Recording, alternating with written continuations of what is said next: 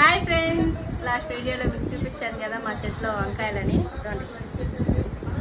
వంకాయ ఈరోజు అమ్మ సాంబార్ చేసింది వంకాయ వేసి. ఇది మటన్ కర్రీ, దొండకాయ తాలింపు, పకోడా, వైట్ రైస్, సాంబార్, మామిడికాయ, ఇంకా ముల్లంగి, వంకాయ వేసి సాంబార్ అనమాట. వంకాయ టేస్ట్ చేస్తాను, ఎలా ఉందో చెప్తాను.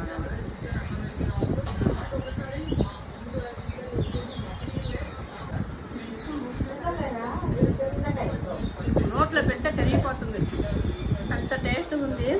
ఏమైనా చెట్లో వంకాయ మటన్.